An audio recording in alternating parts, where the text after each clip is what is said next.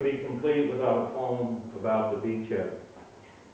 And this one is modeled on the style of Virgil, or Virgilius, as his friends call him, a great Roman poet who 2,000 years ago wrote the Aeneid about a guy named Aeneas, obviously, who was kind of a hippie with anger management issues. But even so, Virgil's model was Homer, who lived 1,000 years before that. And Homer's model were the bards who told tales and entertained in Bronze Age castles, even farther back, and even around the fire in a cave. That's how long the tradition is for poets and bards and so forth. But Virgil's style was one to, like Homer's and the rest of them, was to tell us about great heroes who had lived and the deeds they did. And these days we're also cynical that we don't really get that much. Plus, a lot of the heroes seem to have feet of clay, and it's best to probably write the poem after they died so you don't have to take it back. But in any case, what they did was they created an atmosphere of the miraculous, that these heroes did almost godlike things.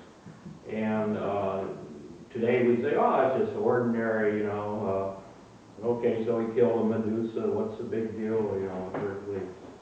But I think we also miss the point today that there are heroic people in our lives or in our community. And in Venice, the sheer survival of Venice is miraculous. How did it happen? How did the beachhead survive? People think, oh, it's just ordinary stuff, but it's not. It's because the actions of heroic people. So if I can indulge you for a minute and ask you to imagine that you're in a castle, and the city hall is really a castle. You know, the seat of power once, long ago at least. And there's a roaring fire, candles burning, and then the story begins. The heroic age of Venice. Justice for the people I sing, who forced by fate to abandon their homes and flee the vast wasteland of mediocrity, now filled with haughty Puritans of unrelenting hate. Expelled and exiled, they came to the Venice shore. O Muse, what adventures each may claim in their native lands now turned against them. Let them tell their tales, we will listen for 100 years. They flocked to our quiet haven, which sheltered and healed the damage to those who just wanted to be left alone. But even here, the fearful guards of propriety hounded and harassed the holy men and women who could not still their creative demons. In small cafes and on a broad beach, they cried out their laments into the night in a land that valued wealth, not wisdom. The poets shouted, "Stop this madness.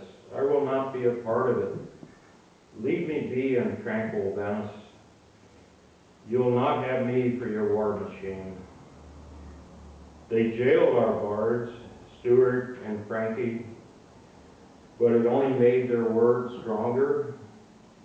They and Tony, John, and later Philomene said, "This Venice you shall not have. It belongs to the lady. Beware." and many more gathered to defend sacred Venice. They rallied around the hags, John and Anna, from far-off Roma, worthy successors of Aeneas, who long ago also came from far away to fight for freedom for his people. And soon they were joined by the quiet architect, Rick Davidson, and Carol of two names, Berman and Bondiller, Jane Gordon, Mary Jane, Mary Lou, Marvina, and so many more, who rallied for a Venice with freedom to love and create. They rose in the thousands from the cafes and bungalows to fight for fair Venice's survival, struggling to throw off the yoke of landlords, evil as marauders, who have no thought except for pillage. The people marched again and again to save their homes, to stop a freeway, to protect their canals, and always for freedom, a concept their enemies could not grasp. Our heroes said there must be peace in Vietnam. We will not sleep until the killing stops, they said, so all can live free of fear. But the black shirts came to sweep the people from the beach, to stop the poetry and the music that soothe and enlighten so. In 1967, a piece of Venice spread across the state to bring peace and freedom to all who were aware. This is good, said John Hay, but how do we spread the word? Here at home, the barbarians from the city are at the gates. They intend to destroy all that is good and just, for they hate that which is different and denies their prophets. But how to let the people know? Our heralds debated long and hard. Some said we must have a radio station to be heard, but most agreed that it was a newspaper that must be made to serve the community and be its voice. John answered, we have made a beachhead in this town, like the one in Normandy, but this time for peace, not war. Let us inform our readers what precious things we've made. Our poetry, our art, our comradeship, our gentleness and hope. Truly a beachhead in a land that needs it badly. Long did they labor those dark nights of November '68. But on December 1st, our heroes gave birth at last to the free Venice beachhead, 10,000 strong. Proclaimed for all to see, this paper is a poem. Freedom and truth are our watchwords, and let the chips fall where they may.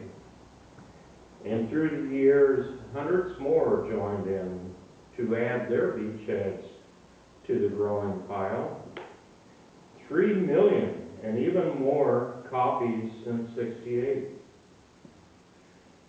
When did our heroic age end, you ask? We will tell you when it does. 40 years have come and gone. Many heroes have fallen, but others rise up to take their place. We struggle still for freedom and just to be left in peace. The outcome is far from certain, but we are determined. We shall not fail to heed the call. We shall be human until we fall.